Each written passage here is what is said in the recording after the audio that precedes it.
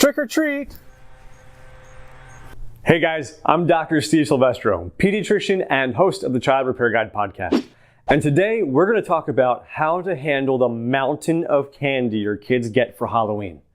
As always, thanks so much for hitting that subscribe button on YouTube and like and share on Facebook and elsewhere.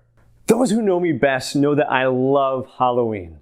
Getting dressed up is a blast, and my family loves to be creative every single year. The candy was awesome as a kid, but now as a parent, it's a little scary to think about my kids having 5 pounds of candy at their disposal. 5 pounds of candy. 5 pounds of candy. And stealing a piece or two of candy every night when the kids are asleep only lasts so long, because by the time they're 9 or 10 years old, they've memorized every single piece of candy they have. Of course, we don't want to be too restrictive about it, because research shows that the more controlling parents are with food, the more likely their kids are to develop problems with eating down the road.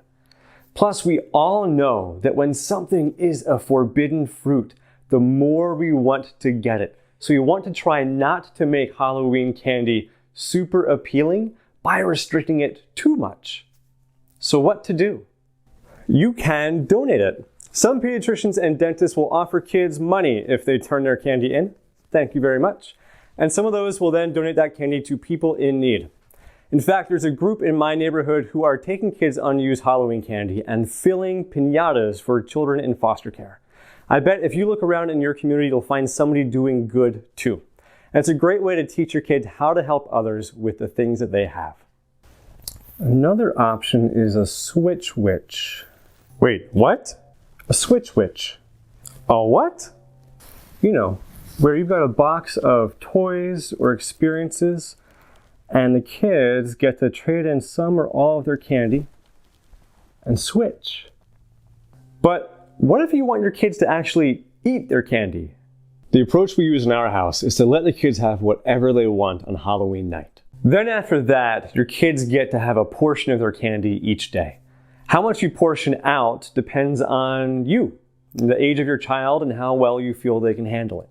It's also a good idea to offer the candy at a consistent time of day, say after school. That way your kids know exactly what to expect, and it cuts down on the number of times you'll be asked for more throughout the day. Pairing the candy with a healthy snack or a meal can also fill your kids up on something you feel a lot better about.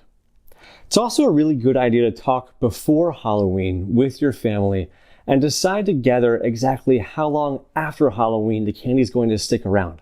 Say a week or 2 weeks. This is probably the best way to feel less overwhelmed by how much candy is in your house, yet your kids still get to enjoy their Halloween candy. And remember kids, don't forget to brush and floss after eating candy. Again, the idea is not to make the candy totally forbidden, while also having some sort of structure that lets everybody feel satisfied. Remember, Halloween is supposed to be about fun.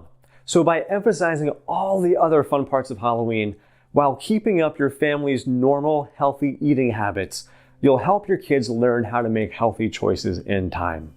How does your family handle Halloween candy? Let us know in the comments below. And remember kids, don't forget to hit that subscribe button.